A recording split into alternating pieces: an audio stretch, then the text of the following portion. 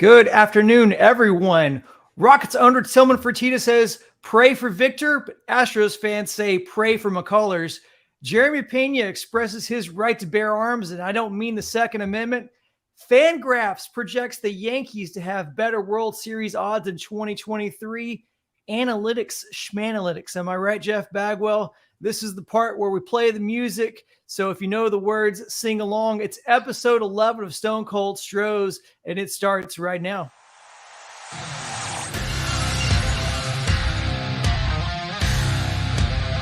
The Houston Astros, world champions!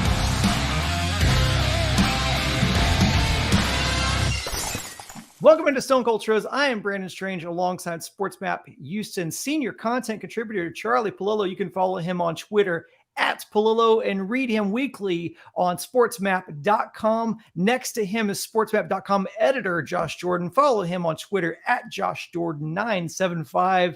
And you can listen to him Sunday mornings at 10 a.m. on his show Moneyline on ESPN 97.5 and 92.5 FM. Charlie, Josh, welcome in. Well, extra juice to the open this week, Brandon. Feeling your oats. The birds are singing. The grass is coming in. Lance McCullers' arm is hurting. It must be spring training time. Well, I'm feeling better than Lance McCullers, but it's probably just all that coffee. I want to welcome in our live audience still making their way in. We do this podcast live at 3 p.m. every Monday here on YouTube. Thanks for joining us. From wherever you're watching, and whether you're watching this live or on demand. And while you're here, please hit like on the video. And if you prefer listening to the podcast, well, close your eyes. Or there's an audio version that you can get posted Monday evenings on the podcast provider of your choice. Just search SportsMap Houston, search Stone Cold Stros on your favorite podcast provider, and then follow us on social. And that is at SportsMap HOU. And as the cool kids are saying, we're blowing up on TikTok. Guys, let's get right into it. We're going to do something a little different today. Since everyone's reporting to spring training, yay. This week, we're getting a lot of news, and it's virtually at every position. So I thought we'd do something a little fun where we just kind of go around the position this week. And then right as I thought, oh, that's such a good idea, we got some breaking news right before we came on. And Josh, I'm going to let you handle this because this is an update regarding sign stealing from the Red Sox and Dodgers. And this comes courtesy of the LA Times. So Jack, let's put that on screen. Yeah, so LA Times, Dylan Hernandez, we got some quotes from, the Dodgers guys. They showed up at spring training like everybody else. So on Sunday, we got these quotes, and really it's about, we talked about this on the podcast, that this sign stealing guy from the Red Sox, JT Watkins, has now been hired by the Dodgers. A guy that helped steal signs is a guy that they are hiring for themselves. And I thought it was really interesting because a lot of these quotes from the book that Evan Drellich put out, people are not calling him a liar. They're not denying these claims. We basically have, Mookie Betts acknowledging that they paid him under the table after he got suspended. I thought that was really interesting. The big one for me was from Clayton Kershaw. They asked him about the hiring of this JT Watkins guy. And his quote was, and this is the interesting one to me, it's the Dodgers. We know the Red Sox have been punished for using technology to steal signs. Dodgers, we've heard accusations, but we haven't heard proof. Listen to Clayton Kershaw's quote about them hiring this guy. No matter what enhancements technology had back then, there needs to be a clear distinction between what the Astros did and what everybody else did, Kershaw said. So, all of a sudden now everybody else did it. Funny how that happens, when all this stuff comes to the surface just a week or two ago. We also have some quotes from Mookie Betts. He acknowledged that he was aware that his team was using the live video feeds to steal signs. Quote, yeah, Betts said Sunday, everybody was. In the 2018 regular season, Betts claimed the scheme was infrequently used. Sure it was. We're going to put it in place and get punished for it, but we're not going to use it. Every now and ... Betts started to say, it's kind of hard to remember. So as we see right here, he's acknowledging it, but he's kind of holding it back a little bit, I guess, just to protect himself a little bit. So I find this very interesting for this part. We've been waiting for anybody to put their name on this stuff, right? That's the differentiation between Mike Fiers and what the Astros did. You had somebody talking about it. Now you have Dodgers and Red Sox players saying, hey, everybody was doing it. It didn't matter because don't lump us in with the Astros is what they're trying to say. It's still so different. And I'm just like, yeah, sure, it is a little bit different, but you're getting the signs with guys in scoring position. Like that didn't change the outcome of games. Give me a break. So people are finally starting to put their name on this stuff. I bet it's not long before we get some more Dodgers players coming forward and letting the truth out. My default on this at this point is whatever, unless there's just an amazing revelation. You can look at it one of two ways. You can't be a little bit pregnant. You cheated or you didn't. The Astros were the most brazen at it, the best at it, the most successful at it. But if you're chucking stones from a glass house and all that, on the other hand, if you kill someone, there's a distinction between murder and manslaughter and voluntary and involuntary. So make of it what you will. It's not going to change the record books. I think everyone can agree. Anyone who gets caught doing this type of stuff going forward should be banned from the game for being stupid enough to get caught. Well, I think maybe the best at it, the most effective at it, also the most clumsy at it were the Astros in doing something, in having a scheme in which you could audibly trace back to the stealing happening. I mean, that's the whole John Boy thing, right? Is he was able to put a supercut of video together to show when you heard the banging and what the pitch was. So I think the problem is they're still using that separation of we didn't give it to batters in real time. That's really where this supposed line in the sand is getting the information to batters in real time, which is what the trash can scheme or the whistling supposedly was. I just don't know that. I'm so fatigued on this topic in general. And I've resigned myself to the fact that the Astros are the scapegoats on this. The short of a Dodgers or Red Sox player admitting that batters were getting the signs in real time. And even with that, I don't know. They were real time, technically, Brandon. It's just there was somebody on base. Yes, but there had to be, exactly. There said to be somebody on base. And what the Astros were found to do, or admitted to, I should say, was being able to relay it when there wasn't someone on second to relay those signs. So yeah, no, and I agree with I agree with the whole concept of the fact that why are you stealing signs in real time if you're not going to use them in real time? This isn't like breaking down signs from previous games, and this was, like we've heard from Jelic, they were in the replay room getting real-time data from the catchers and decoding signs in real time. I think this is something for us. I think you either understand the lay of the land here, or you're going to have your head in the sand. And I think there's just going to be a good portion of the MLB audience that's just going to keep their heads in the sand. And like I said, short of someone really admitting to there being buzzers on Red Sox or Dodgers teams, I don't see this being. I wish there were, but I think people have made their judgments. They've moved on past it, much like politics, right? You kind of you're dug into your side, and that's your side, and then you move on.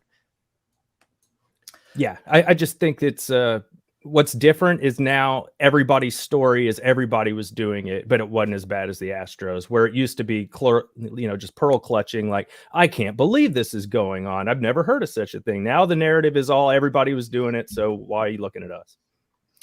Well, speaking of pitching and signs, let's go. Like I said, we were going to go around the diamond by position and kind of give an update, because we have an avalanche of news that has hit this week. And so we just figured position by position, we'll just break this down.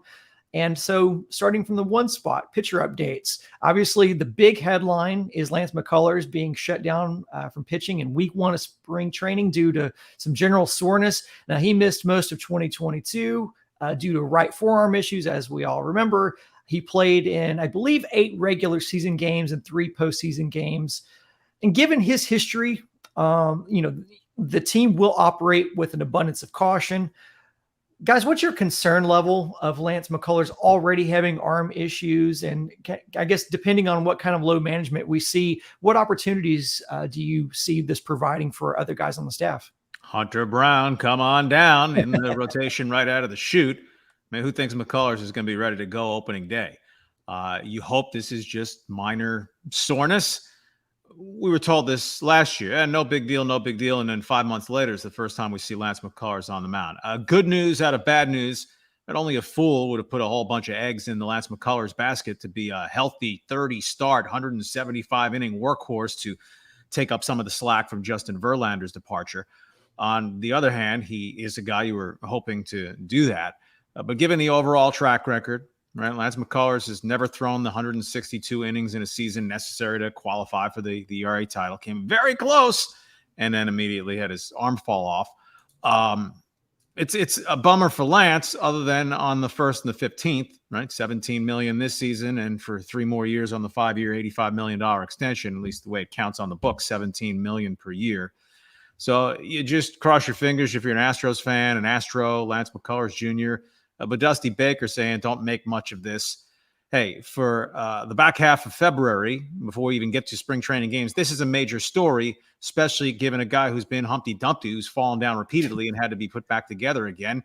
You'd be goofy to not be concerned with Lance's health and whether he'll be ready to go opening day. And if he's not, or if it's going to be another multi-month thing, this is the immediate trickle-down effect of losing Justin Verlander, right? There was zero chance. I'm a never say never guy. There's a zero chance the Astros going to replace Verlander's innings with a 1.75 ERA. But the quality and the depth, it's not like the rotation was in tatters by losing Verlander. But if McCullers turns out to be down for a longer form injury and Hunter Brown doesn't tear it up immediately, or another guy goes down. The Astros otherwise had pretty darn good health in their rotation last season.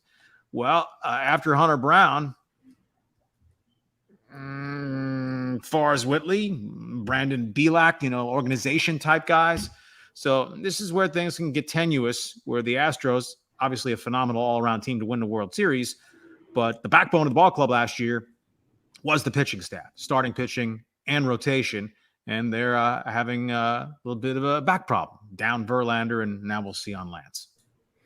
Yeah, I mean, it's unfortunate because of the history we've seen with McCullers, but I'm not going to freak out yet. I mean, it's still February. The Astros GM said, he's not alarmed at all. They're just taking it day by day, a little bit of soreness that can happen. They're getting back into the swing of things. And I see crazy stuff in the comments section on our social media pages, especially on Facebook, stuff like, oh, trade McCullers for an outfielder. And it's just ridiculous.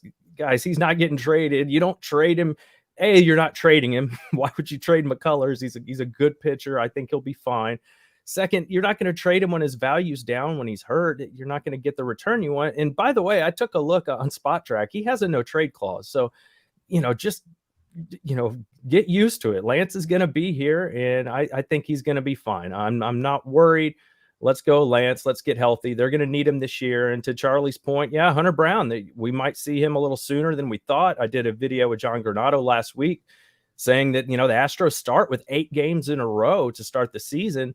We thought they'd kind of baby McCullers' elbow a little bit anyway, even before this news, maybe the way they did with Verlander last year. So I was predicting we could see Hunter Brown as soon as the first week of the season before we got the McCullers news. I just think that it makes it even more likely now that Hunter Brown's going to be a big piece. Keep in mind, Christian Javier was tapped to start games in April last year. He started 25 games last year.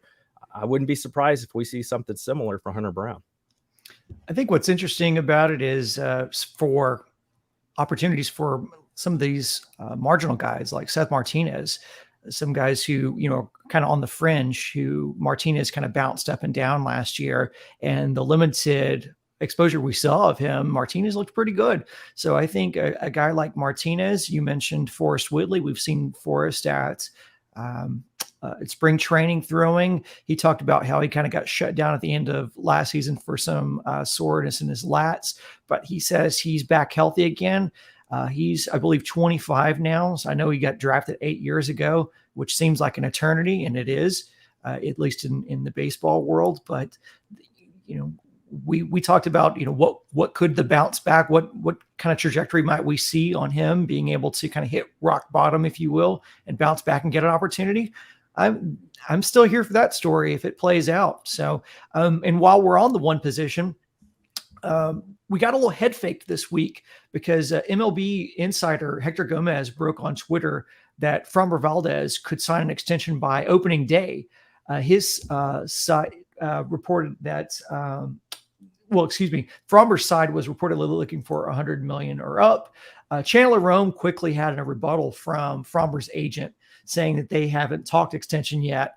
And that seemed to fly in the face of a John Morosi tweet, which I was covered up by this bottom graphic here. But that seemed to fly in the face of a John Morosi update where he said that Dana Brown had told him they had been in negotiations in recent weeks with both Tucker and Valdez's representation. So I can understand an agent shooting down a report, but to say the two sides haven't even talked, that seems a little sus. Well, the idea that the Astros would commit $150 million right now to Framber Valdez is ridiculous. So if that's what the agent is shooting down, as opposed to that there haven't been any talks, Dana Brown, the Astros have no reason to make up that they would have been in talks. Why antagonize the player if that's just completely untrue? So as we discussed some last time out of the box, with Christian Javier getting 5 years, $64 million, and Framber having a longer resume, you'd figure that would be the floor if you were going to say for a 5-year contract for Framber. But 64 to 150 is quite the wide gulf. Unless Framber is interested in a 12-year contract at $150 million to cover the rest of his career. So it's easy for anyone to pitch a number out there. If it turns out to be true, then, well, pass the crow. But if it was $150 million, I mean, would the Astros consider an 8-year contract for $150 million? Framber's 3 years away from free agency. So the idea of, well, what Carlos Rodon got from the Yankees in the offseason is irrelevant to what Framber would get in an extension covering a 5 or 6 year period along the lines of Rodon right now. I just wonder how the McCullers news could change the way the organization looks at Framber and pitchers in general. They got bit by Verlander. He did deliver a couple World Series, sure, but he also got paid a lot of money to not pitch a lot of games as well. That was part of the story. McCullers, we know his history. You just wonder if they're like, yeah, maybe I'd rather invest in a position player. These pitchers, arm injuries, that's always a factor. So I wonder if that can make an impact moving forward here. McCullers, 5 years, $85 million, signed at the start of what could have been his free agent season. Well, Framber has the better resume than Lance did when he signed in terms of having pitched a full season, a 201 inning season a year ago as a major league starter. So if they were to work it out, again, I find 150 preposterous. But if the Astros were willing to go to, say, 5 years, $100 million, I would recommend Framber accept. Well, Josh, to your point about JV's contract biting them, that first extension did. It obviously didn't scare off Crane from extending JV again, and that contract ended up being very beneficial. And I guess playing devil's advocate, maybe this contract doesn't actually look too punitive to them, to the Astros. This is one of those in which this is kind of a best case, well, not a best case scenario, but it's when you negotiate a contract that is favorable for both sides. This is not going to be one that's going to really eat their lunch if McCullers isn't going to be able to pitch. And I'm going to knock on wood. We're jumping way, putting the cart way ahead of the horse here, but I don't necessarily think this is a cautionary tale. But as we were talking beforehand, you made the point of this year will be, I think, the year when we really make a decision on whether this contract or the decision to extend McCullers is, you'll be able to tell after this year if he misses a good portion of this season or a sizable portion of it. I think the decision to extend him and whether it was the right decision or the wrong decision will start to come into focus that much more. Yeah, you might. I mean, it feels that way, but it just depends on how this year goes. And we don't, like you said, we don't know anything yet. He could be fine. ready to go early in the year, have a terrific season. We just don't know. But yeah, you're right. That'll be the determining factor where so much time is missed that you can't see it as just unfortunate, because at the amount they got him for, the injury risk was kind of baked in, to your point. So, that's not a big issue for me. But Jim Crane, he'll pay those big contracts, but not the long ones with pitchers. We don't see that very often. We see it with Altuve, got a pretty long deal. Bregman did. But as far as pitchers, Verlander was on a prove it deal on this most recent one. And the other ones weren't long contracts. They were just a lot per year. So it seems like that might be kind of how they do business. This Christian Javier deal is kind of an exception, we're seeing here, where they're signing him early to a lot of years, but the money's not so much to where it kills you if it doesn't go well. And a quick correction on Lance. He actually just nudged over 162 innings in 2021 after signing the extension that spring. But just building on what Josh was talking about, right? He missed all of 2019, Tommy John, then made the limited starts in 2020. And off that, they gave him the extension. Then he had his biggest workload season in 2021, which then cost him the first 2/3 of 2022. The injury risk is just higher. It's baseball Russian roulette with pitchers, much more so than with the quote unquote position players, the everyday guys. And it's just part of the price of playing poker, right? You risk reward. Certainly a guy with an injury history, if a team chooses to try to insure the contract, well, your premiums are going to be much higher. But where the Astros are organizationally, as always, it's not our money. I mean, trickle down, the fans pay for all this stuff. But if the numbers are right on Framber, he's making not quite $7 this year, so 2 more years of salary arbitration. If he was to go to, say, 13, 14 next year, and then the low 20s the year after that, 5 years, $100 million would be adding in the range of 2 years, $55 million of fresh money. And ding, ding, that's at the Rodon rate. So if you were wanting to go out to 5 years, certainly there's plenty of haggle room between Javier's 64 and 150 that whoever floated out. I guess the report is that Framber's looking for a $150 million contract. Well, aren't we all? Yeah.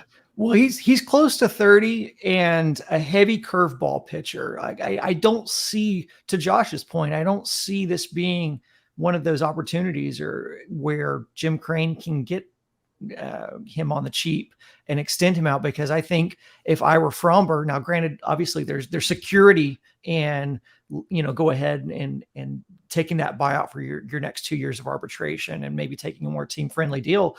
But if you're Framber and you're pitching like an ace and you're seeing what guys like DeGrom are getting on the open market, and not that he's a DeGrom, but I mean, he is a bona fide ace, and he proved it last year by, pitching the entirety of the season and then into the postseason.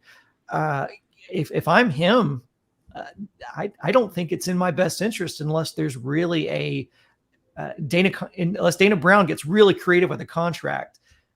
To me, I just think he goes to free agency. Am I wrong in that? Curveball pitcher, 30 years old. One distinction I would draw: Framber, he's a pretty easy. Obviously, he's putting in maximum effort, but McCullers, you can see the torque as he throws, and maybe this is a little bit of 2020 hindsight, knowing that he's had arm injury after arm injury. But Framber's free and easy. Look, my longer term concern with Framber would be the weight. Where you can start having knee problems if you're carrying a little much in the boiler as a long-term proposition. But he strikes me as a guy who, if you're gonna place a longer-term bet on a starting pitcher, I'd be comfortable with the dollars right on Framber. And Alex Bregman wanted that $100 million. He wanted the 9-figure contract, and he took the 5 years, $100. I don't know what Framber's looking at. $6.8 million this year if you go year to year. I think part of being a great athlete is until you're proven to not be bulletproof, you think you're bulletproof. So does Framber consider it all, or Team Framber? They say, hey, what happens if you blow your arm out like Lance McCullers? He had $85 million guaranteed, so obviously he wants to pitch and be worth that and more in a future contract. But he has $85 million to fall back on if he never threw another pitch. Framber hasn't made that major bank yet. Not that 6.8 million's pauper wages or anything, but that's not generational wealth. So if it's a deal that he's comfortable with, I'm sure Dana Brown's going to make him an offer, given the MO in Atlanta and already locking down Christian Javier. And then where's Kyle Tucker in all this after, I guess, getting his butt kicked in salary arbitration when you settle for $5 million, 50% less than your ask? Well, speaking of boilers, let's move on to the number 2 position, the squatty potty, if you will. Martin Maldonado, who showed up to Florida 17 pounds lighter this spring. Maldi was a sad panda after playing through 2 injuries to guide the best staff in baseball to a World Series last year. Because they were looking to replace him. And what do you guys think of this emote by Maldi? Go ahead, Josh. I mean, he's up in his feelings a little bit. We've talked about this a tad, but I have a quote here from him that he said he knew the fans weren't happy about his batting average, which was 186 last year. He said, I understand that, but I hit 15 homers, career high, 45 RBI, career high. He said, I was just a little disappointed in some fans that they were a little more against me than they were excited about getting Contreras. So, I certainly understand that. You pointed out he put his body on the line for the team and for the fans and for himself. He's getting paid, obviously. So I understand that he feels this way, but you're a professional. You're hitting 186 and there's, a top of the market catching option that could be, an avenue for the team to go down. Fans are going to get excited about that kind of stuff. So, but we know how toxic social media can be. Maybe people were a little more negative about him than they were positive about Contreras. Unfortunately, that's just kind of the times we live in. And if you want to extend your career, be a little bit better player and dropping, what'd you say, 17 pounds? If you keep it off and you're a little fresher and you move a little bit better behind the plate, right? Did lead the league in passed balls. And it's not like he throws out 75% of opposing would-be base stealers. So, yeah, in your feelings, right? 2023 term. In the end, the Astros were not going to go pay Contreras 5 years, $87.5 million. And they didn't bring in competition even from the outside. It's the Diaz-Lee catch-off. So if you wanted to vent a little, that's okay. But among the 9 players in the Astros lineup, he's the 9th best guy. Pounds can go down as far as weight. Pounds can go down, averages can go up, but age goes one direction. And I will say that I don't understand the emotion here. And granted, I also am not in his DMs and reading his mentions, so that might have a little something to do with it as well.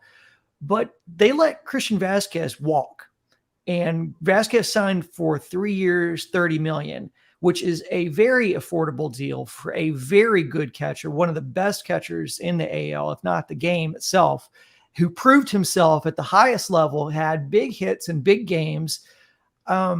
And yet the Astros didn't bring him back, presumably because they were going to, split time at the position because they wanted to retain Maldi. So if that is the case, I don't really understand where the emotion comes from and where the sentiment comes from, because if they were looking to just bury him, they could have. They literally could have just brought Christian Vazquez back, and I think Vazquez would have been happy to take the opportunity. And instead, they brought back Maldi, who his contract had already vested the year before due to his playing. And so, but it's not such a big contract where it would have been, too much for them to just eat. They could have, they could have totally eaten it and signed someone else. And clearly they had eyes, as you said, for Contreras. We don't know how much of that was left over, I guess, from the James Click era. We've talked about that as well, where we think James Click had more interest in Contreras. And considering James Click was still acting as an advocate for the Astros during the winter meetings, or at least at the beginning of winter meetings, maybe James Click's the one who set up that meeting, and maybe Dusty and crew had that meeting out of respect for Contreras, but maybe they had no intention of bringing him back. But regardless of whatever the case is, I find this emotion a little misgiven or misplaced. The delicate male ego. One other element, English as a second language, right? In Martin Maldonado's case. So I would allow for the possibility that the connotation, the tone, Might it map exactly to what he meant to say and what he was feeling versus his native tongue? So if his feelings were hurt a little bit, I would expect it to have zero carryover into the season because, frankly, if he wants to continue his career beyond 2023, he needs to have a pretty good year. And look at that. In a contract year, he showed up in better shape. Imagine. Yeah. We saw that, we saw Yuli drop the weight a couple of years ago. It Bullseye. seemed to work the first year. Last year didn't have a great regular season, but he was great in the postseason. So yeah, that's nothing new. We see guys in contract years come in and in great shape. It's smart business. If you want to go make some more money, have a great year, get in shape. The offseason can get you ready. It's just when you see bodies change too much to where you're like, you might be tinkering with stuff a little too much. You see that in the NFL a lot with running backs that put on, like an extra 20 pounds of muscle and then they don't have the same burst the next year. Maldi, that's clearly not going to be the case. Well, moving on to the next position. Well, and there's really not an update here, so I don't even have a card in here for this. This is for first base. There's really no update with Abreu, and unfortunately for Yuli Gurriel, there is no update for Yuli. He still, again, waits on the sidelines for a contract offer of some sort. Michael Brantley taking grounders at first. We'll get more to that when we get to the left field position. But let's move on to we'll do a combo here, a 4-5 position, second base and third with Jose Altuve and Alex Bregman. Chandler Rome says, everyone reported this. This was from Dana Brown's quote. He said that both Bregman and Jose Altuve should retire here. Jose Altuve says, I hope to retire here. Well, that settles it. That sounds good to me. Just that easy, right? But I will say this, Dana Brown saying a lot of the right things right out of the gate, right? Yeah, the shocker would have been if Dana Brown said, Altuve, Bregman, well, whatever happens, happens. So you have two great players still, in Altuve's case, close to the peak of his powers. Bregman maybe to have a full season this year that takes him back to the peak of his powers, 2018, 2019. So, everything's great right now. Bregman, the process intrigues him. Well, yeah, you get to the open market. That's where the bidding gets cranked in earnest. So each guy with 2 years left on a contract, the ages are notable. Bregman will be 30. Altuve will be 34. So that obviously impacts the length you'd be willing to go with and what's the state of the team 2 years from now, right? Altuve, of course, you want him to play out his career here. Of course, you want him to get to 3,000 hits here. But a distinction, we're in this golden era might not even be good enough anymore. This platinum era of Astros baseball. Well, if the window remains open another 3, 5, 7 years, you're not going to run a little bit of a one-man marketing operation built around Altuve. And, yeah, you get to lead off every day, even if you're not a good player anymore. The 2007 Astros sucked. Craig Biggio wasn't a good player anymore, but it was all about countdown 3,000. And the 2007 Astros drew more fans than the 2017 Astros, than the 2018 Astros. You typically get the bounce the year after a team wins the World Series. Last year's Astros drew more than 300,000 fewer fans than the 2007 stink bomb Astros. I mean, Craig Biggio made $9 million that year. He should have got a bonus beyond that. Clemens had an attendance clause in his contract. Biggio probably should still be collecting royalties from that 2007 season. But the Astros, because they were awful. They went 73 and 89. So it was all about Bidge and countdown 3,000 and the banner every time he had a hit that they changed that. You can't run a team that way if you're good and trying to win. So when Altuve's 38, 39 years old, is he still going to be a plus hitter? Right, a great hitter would seem unlikely. The bat, as is now, certainly could play as a DH. 38, 39-year-old second basemen are not good second basemen. So, if it's to have Altuve retire as an Astro, I'm not extending him 5 years at $30 million per year when he's going to be 35, 36, 37, 38, 39 years old. Whereas Bregman, all right, 5 years takes him to 35, which is probably a little longer than you'd like. But you look at this offseason, I think 2 years from now, how many of those contracts might already be looking terrible for the teams that signed him? You know, if I was going to bet, I would bet that Altuve's next contract is with the Astros. Bregman, I'm a little bit more curious about because of the point in his career when he can get to market. Yeah, I'm kind of with you there. Both of these guys took a little less to stay where they wanted to stay and to get paid a little earlier. So you wonder if Bregman will see it a little differently. Like, all right, here's my chance to get the biggest deal I can get now. I already took a little less, or maybe he just loves playing here and you know he'll continue to take a little less. Same with Altuve. We just don't know. There's love, and then there's love. Manny Machado's already on record. 5 years, $150 million left on his deal with the Padres after this season. Oh yeah, I'm opting out. Well, if he has a crappy 2023, he might change his mind on that. But if Machado has a big year, opts out, 30 going to 31 years old, well, there's a template for Bregman. 1 year away from free agency. Machado, who's been a better player than Bregman over the last couple of years, well, Bregman reflips that script. So it's a story that's certainly a talking point, especially before we've even gotten to spring training games. But if neither Altuve nor Bregman does an extension by the All-Star break, I wouldn't be fretting about it. No, this is very different than how Click was doing things. You know, he came in and didn't do a whole lot his first year. To be fair, that was 2020. You know, throw that out a little bit. You know, with all the craziness that happened that year, but you know, he kind of waited until the next year to make some moves and sign some guys. Whereas look at Dana Brown, he's aggressive. I mean, has he talked about a guy he doesn't want to sign? I started thinking about this. I'd love to see all these guys come back, but is it really realistic that you can pay Framber and you can extend Altuve and Bregman and Kyle Tucker? And, you know, is that something that you can really accomplish? You know, I guess we'll find out soon enough. Do we think, I guess if it means, well, kind of looking at the farm system, there seems to be an abundance of outfielders that are in the system. I don't know where they stand with plus infielders that are ready to come up through the system. So I wonder how much that will impact how much they want to keep or you know, retain Alex Bregman. And then I guess the other part of it too is if it means not being able to extend Tucker or Framber, are you guys who out of those three, you know, because those are the guys who I think are kind of eminently interesting as far as extension conversations go. You guys rather have Bregman, Framber, or Tuck?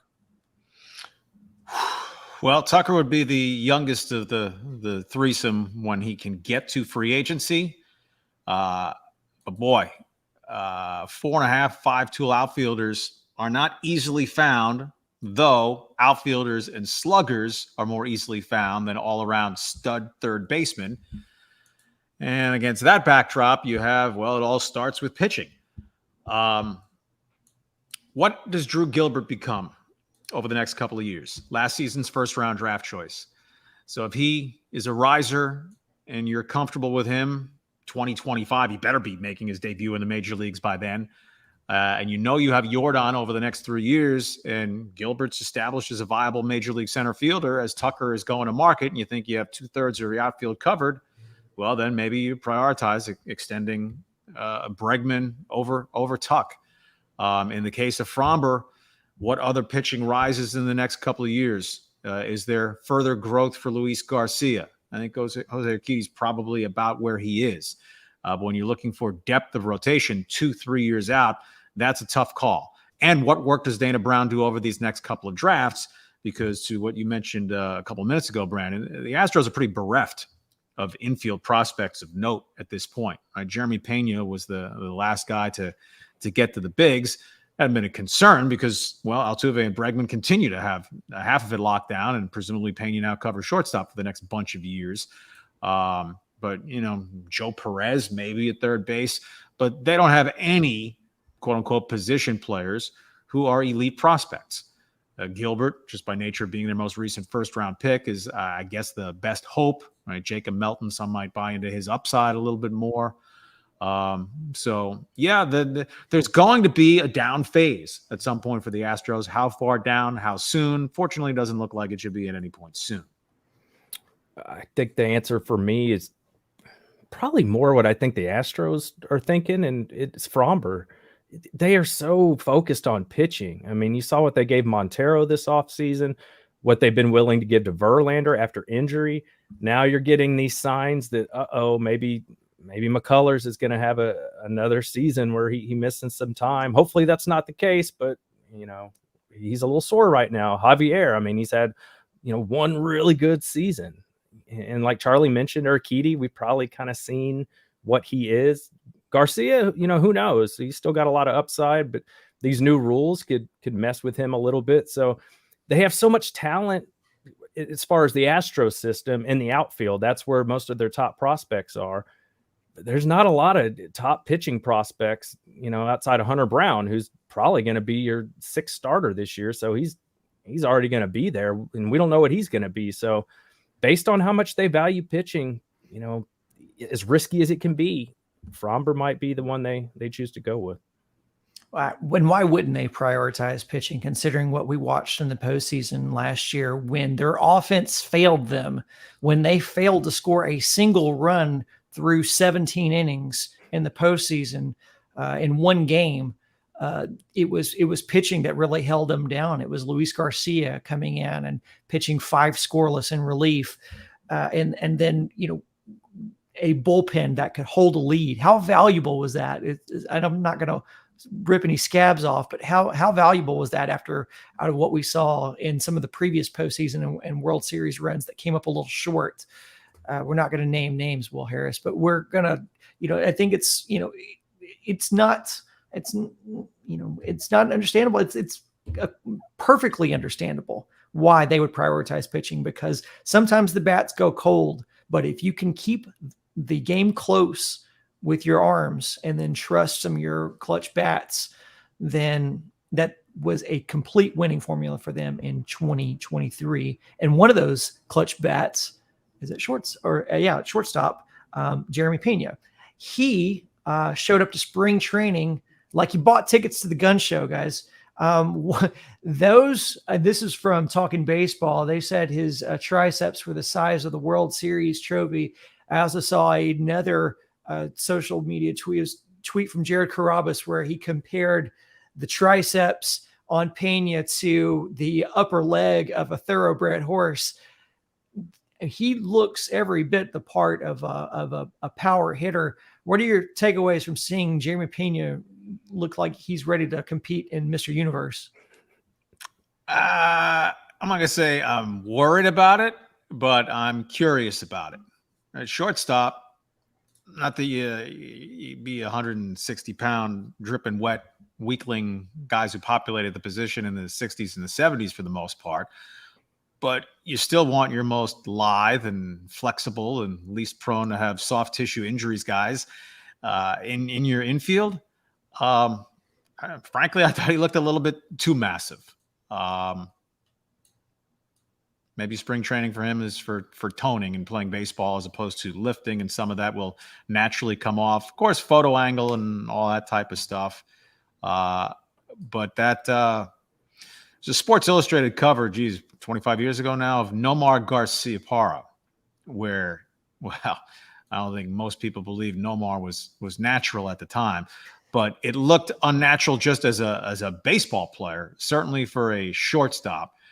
But Jeremy Pena off last postseason has the world by the tail, so he can take it into the season. And if he's not hitting, will it be because he's overly bulked up, or no, because he's not disciplined enough at the plate and the league is adjusted to him? And but he's huge.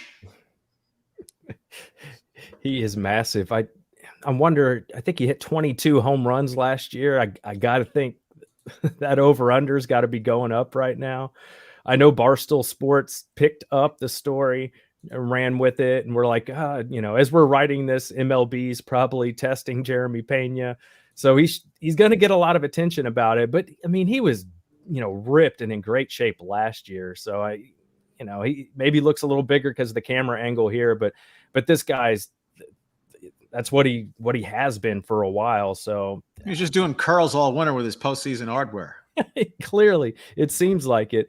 So I don't know. We'll see. We've seen some people go the other way, right? With all the Tom Brady and the plyometrics, and maybe you want to be a little more flexible to if you have to throw for a living, which clearly Pena has to do that. But man, he looked great last year. I'm not going to question him. Brandon, I thought you had a good point about maybe Bagwell could impart some wisdom on him from his experiences, if you want to get into that a little bit.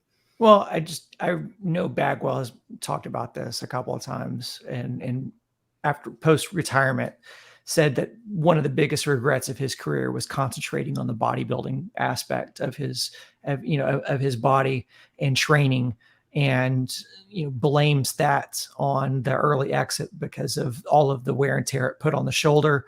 And so I do wonder if Bagwell being around and being someone who's a voice to these guys could maybe be a little bit of an influence and just say, hey,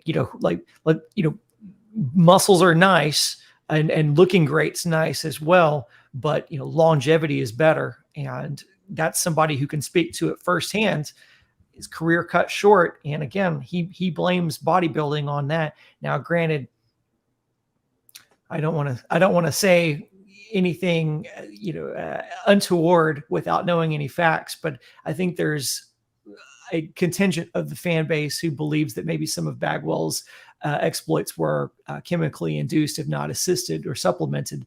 But and obviously we're knocking on wood, that's not the case here. But yeah, I think that it is a concern. It's the first thing I thought of. The first thing I thought of when I saw that giant tricep was Bagwell's kind of quotes kind of ringing through my ears. Just the fact that he really regretted going so heavy on the weights.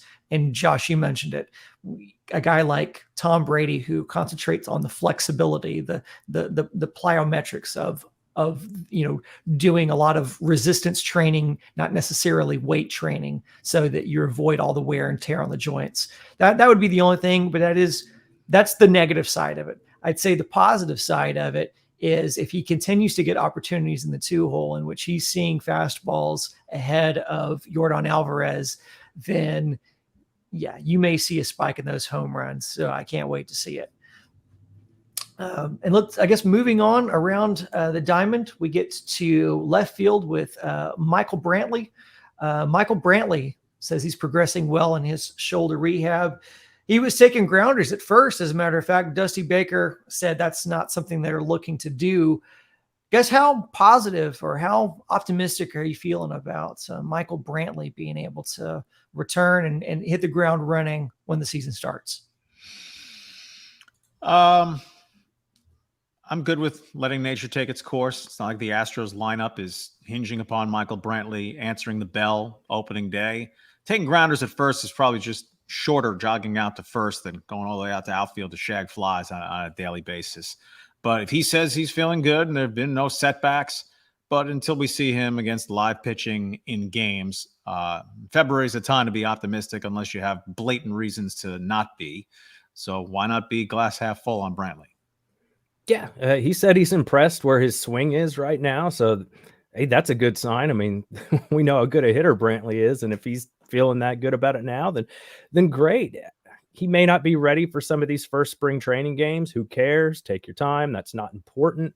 But we'll see if he's ready to get going. I wonder, I'll pose this. Who do you think's more likely to make an appearance this season? You think McCullers or Brantley? Opening day this season or this season? Yeah, just not opening day per se, but just who's going to be on the field first. I'll go Brantley. Yeah, I don't even think it's a question, honestly. Obviously the question. I think as far as likelihood, who's available more, I'd say I'm hoping it's Brantley, but I think it's Brantley. I think just because we're already seeing him do things, and one player is doing something right now and the other one's completely shut down. So that's my gauge. And again, this could be on the McCullers thing, and we hope it is just out an abundance of caution due to his history. But the Astros don't get the benefit of the doubt when it comes to giving health updates, unfortunately, just because of the wild goose chase we got with information on Brantley last year and what they kept telling us about McCullers, when it turned out to be in the background, they were really secretly thinking about surgery on his forearm. They didn't know whether he'd be able to return without it. And with Brantley saying, oh, yeah, James Click saying, oh, yeah, he'll definitely be back. And then he definitely wasn't. He had to have surgery. And I can't imagine that's something that they thought was just going to magically heal. They had to know that's where he was at as far as his progress in rehab, but they chose not to share that. So I don't know where McCullers is at realistically. I just know, given with my eyes, one guy is in camp and looks like he's ready to ramp up to play, and the other guy, we're not even week one, or this is week one of spring training, and the other guy is already shut down. So I'll go with Brantley on that answer. And as we make it around the outfield here, we get to Chas McCormick. Chas McCormick, and also by extension, kind of Drew Gilbert. Chas McCormick originally said that he felt like the center field position was his to lose. Dusty Baker said, hey, not so fast. There's going to be competition out there. Dana Brown kind of went a little step further. He says he's challenging Drew Gilbert to come up and compete and to win that center field job. So that's pretty aggressive. And we talked about it on this show. Chas certainly hasn't locked that down, because while he's a very productive hitter against lefties, he's not as gifted from the right hand standpoint. So, guys, what do you think about these comments about Chas, about there being competition, and about Dana Brown's challenge for Drew Gilbert to come and take that center field spot? What do you think about that? Well, I'm all for it. Some call it rushing prospects. I don't subscribe to that at all, unless it's a guy who's shown he can't play and you're still forcing him along. Failure, baseball's a failure sport, right? You make outs 2/3 of the time if you're great. So if you throw Gilbert into the deep water a little bit and he's flailing and you need to pull him back to the shallow end, that's fine. Let him learn specifically what he needs to work on or where he might be overmatched. Conversely, whoa, what if this guy's ready to pass go, collect 200, and be a natural platoon component, right? In the offseason, name game, from Benintendi to Brian Reynolds with the Pirates, someone to job share with McCormick, who was a treasure against left-handed pitching and trash against right-handed pitching in general terms. So Gilbert, as a first-round draft choice from a major pedigreed program at Tennessee, in the best college baseball conference in the country, right? It shouldn't be 4 years for him to get to the major leagues if he's going to be the truth, right? He's already 22, and it may have been here last week that I said, obviously, there are all kinds of exceptions given more than 21,000 players in history of Major League Baseball. But most of your really, really good players are forcing their way to the big leagues when they're 21, 22 years of age. Now, you need to cut a little slack on that with a college guy who's getting drafted at 21 or 22 years of age after 3 years in school. But given the lack of other notable alternatives, Pedro Leon's a right-handed hitter, and he's hurt. Melton's more of maybe an upside flyer. But Gilbert was drafted to become the Astros' next leadoff hitter and center fielder. So if he's able to force the hand on that at all, even if it's just starting the year in Double-A, and he tears it up to become a candidate to make the jump to the major leagues the second half of this season, I think that would be fantastic, first and foremost for Drew Gilbert, but for the Astros and lineup balance, unless McCormick, who's not a young guy, he could still make a leap. But I would say the odds are against Chas McCormick becoming an elite against all pitchers type everyday center fielder. So if Gilbert can ramrod his way into the picture, that is what you call a win-win for, I guess, all other than maybe Chas McCormick. Yeah, that would be great. He dealt with that dislocated elbow last year.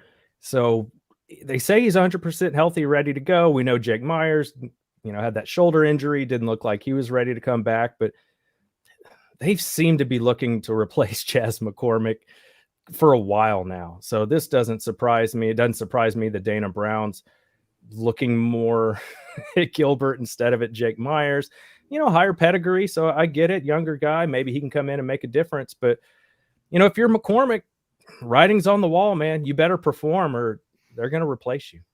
Yeah. And that was something that I took away from it too, also, Josh, which was he was challenging Drew Gilbert to take that spot. He didn't say he's challenging Jake Myers to take that spot. So I think that does speak to where they see those two guys on the pecking order, or maybe probability of that actually happening. But Jake Myers is out there. We did see what he looked like prior to that shoulder injury in the White Sox series. He did look like an up-and-coming major league player, but he has taken a substantial setback. The competition's really good for this team. And the real question is will Dusty Baker play the person who actually wins that competition? Because we do remember the history of Miles Straw having to be traded away because Dusty refused to play Chas McCormick, even though Chas was outplaying him on the field. Granted, that was due to what they called, the defensive advantages of Miles Straw being out there. But I don't think you're going to convince any Astros player after the World Series last year that Chas McCormick is a defensive liability in the outfield, especially after game 5, I believe that was. So I guess rounding out the outfield, let's get to Kyle Tucker. He spoke with the media about his failed arbitration hearing. He said the outcome really wasn't what they were hoping for. He thought he presented a good case. Said it was a little disappointing hearing what the Astros had to say, but said that he enjoys playing here, enjoys playing for the Astros. And that was in regards to asking whether he felt like the relationship was hurt based on this arbitration hearing. Guys, I'm going to ask you what you think. Is this are we starting to see the first signs of this relationship between the Astros and Kyle Tucker starting to chip away? I just think this is the system. A couple of other guys got $2 million under what they sought. In Kyle Tucker's case, though, the difference 5 versus 7.5, as opposed to Teoscar Hernandez in Seattle, 14 million versus 16 million. So it's probably more a jolting loss for Kyle Tucker. The players overall got their butts kicked in salary arbitration this year. I think it's 13-6 in favor of the owners. So this is now the next time collective bargaining talks coming up. But how do we address this? Owners, you don't want players salary arbitration anymore? Okay, how about a salary cap? There's 4 more years in the labor deal at least. So if there are hard feelings, I would suspect they are short-lived. And if Kyle Tucker has a big year next year, he goes and asks for 11, 12 million. And the year after that, 19, 20, 21 million. And then he can become a free agent. But Kyle Tucker and the Astros, I don't think this is a forced marriage at this point or anything like that. But there's 3 more years before Kyle can seek divorce if he wants. I was kind of surprised that he said, he didn't think it was right, as far as the decision that was ultimately made to give him the $5 million. Most of the websites, people that project this kind of stuff, they were all saying it looked like his number would be closer to what the Astros were offering him. So I guess maybe his agent is the one telling him that. I will say that Dana Brown talked about it, that he's in contact with Kyle Tucker's agent, known him a long time, that the relationship's fine.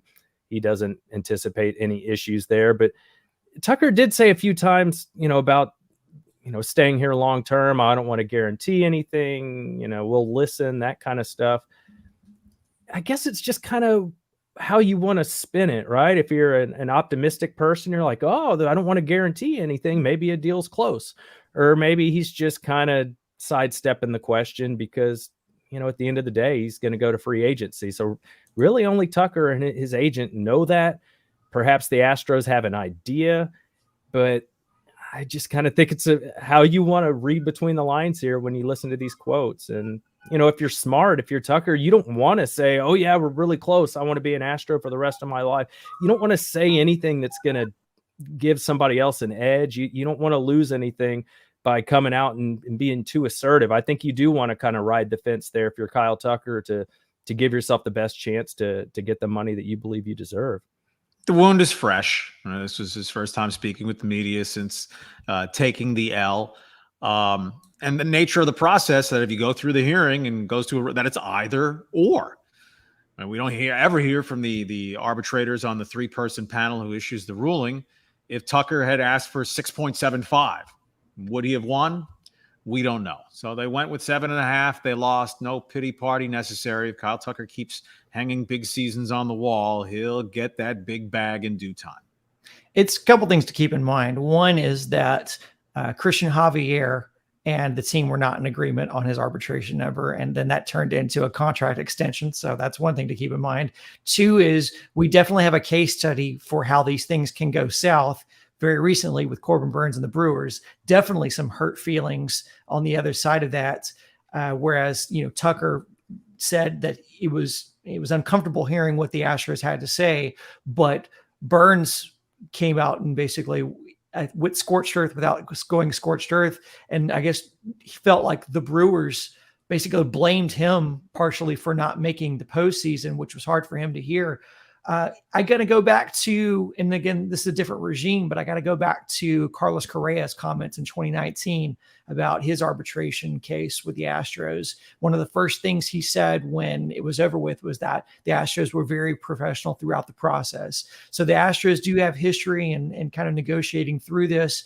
And so far, doesn't seem to be any bad blood through this. So it's a very tough thing to do, where you're pitting two sides one another, and you know that the other side's going to ultimately be stuck with you anyway. This is just a matter of what's the compensation going to be, and you have to make a case against your own player. That's not necessarily something that is something that I think spurs good feelings naturally. So having to make a case against somebody and then having to welcome them back into spring training can certainly be something in which it can be a little bit delicate, but it seems as if the Astros have been able to navigate that. And again, the ultimate example being them being able to find an extension agreement with Christian Javier immediately after not being able to agree on an arbitration number. Be a lot bigger number, though, to get Kyle Tucker to sign. I'm thinking like 10 years, 200 million plus, or if you go shorter, then you have to up the annual value. It's just an odd process in some ways. You spend the whole season, the organization, the players, good organizations, you're rowing the boat the same way together in rhythm and all that. In salary arbitration, you try to throw the player out of the boat. And if you're the player, you have to understand it's the process. If Corbin Burns got his feelings a little bit too hurt, get over it. And the difference there was not even $750,000, right? He's getting 10.1. He asked for 10.75. Whereas Kyle Tucker, wow, that's a meaningful gap there from 5 to 7.5. But you go through the hearing, they're not going to say, what a swell player, what a great guy, what a teammate, but pay him the low figure that we're offering. Right? They have to prick the balloon to take some of the air out of the sails of your demand or request. So that's just the way salary arbitration works until or unless the system's ever changed. Yeah. Well, we are at the hour mark, hour 2, as a matter of fact. And so that brings us to the bottom line question of the week.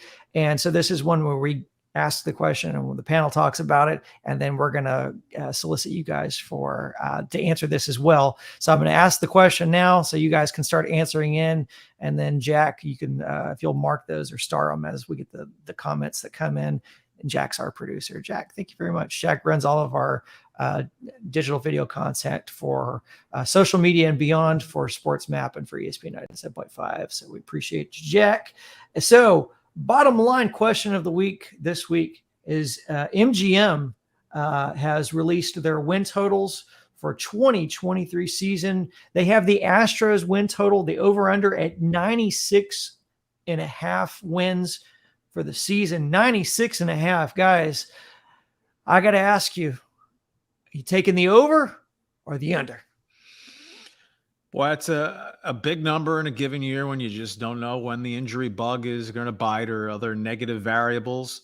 The balanced schedule, in theory, should hurt the Astros a little bit. Fewer games against the American League West proportionally than they've had, where they've just whipped up on the division over the last several years. Well, if Seattle's good and the Rangers are notably improved and the Angels are notably improved, that advantage might have actually been collapsed a little bit itself. 96.5. There are virtually no major league seasons where no team wins at least 97 games. Well, going into this season, which team would you say is more likely to win more games than the Houston Astros? Houston Astros. I don't find that there may be several teams who do it, but at this point in time, power rankings and so forth, who's better than the Astros? So they can drop from 106 all the way down to 97. I'll go over. Yep. I'm going to go over as well. I think that's a really good number. I'm not expecting well over 100 wins this season for all the reasons Charlie laid out. But let's see, 2 years ago, I bet that they would win the World Series. They got there. Last year, I took the under, and I got that terribly wrong. So I'm going to take the over and get that correction taken place. I'm not going to fall for that again. I'm going to take the over. Yeah, I'm going to take the over as well. And I'd love to be the contrarian here and take the under. But I think the amount of wins they had last year allows for regression, and they'd still be over 96.5. So I'm going to go ahead and take the over on that. But I do think that I do think that's a great number, and that's why those odds makers are able to build all those giant shiny buildings in Vegas, is because they basically know what they're doing.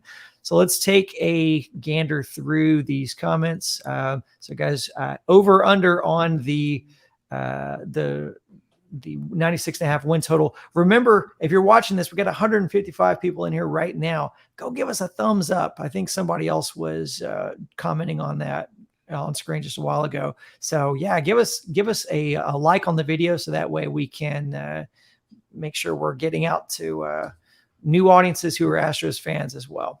So we've got Astro Wolf Craig says over. Let me bring that. There we go. Over. These are all just going to be over. Harley David 33 is over. 2 years ago, they won 95. Yeah, I think we're just going to say this is going to be a consensus over. We're playing to our base here, so the echo chamber is strong. It's just going to be all overs here, I think. And number 99.5. Yeah, and why shouldn't you take the over? Because I mean, quite frankly, it's the best team in the AL. And that's the bottom line, because Stone Cold said so. So that's going to do it for episode 11 of Stone Cold Stros. I appreciate it. Thank you so much to my co-hosts, Charlie and Josh. Thanks, guys. Thank you to everyone who commented and was in the chat and engaged with the show. We do appreciate it. We will be back here next Monday. Again, we creep ever closer to opening day. And so we hope so much that you guys are joining us during the season. We're going to continue throughout the season to do this. And so again, Mondays, 3 p.m. If you prefer the audio podcast, go check us out on your favorite audio provider. So again, thanks so much for joining us. We will talk to you next week. And until then, go Stros.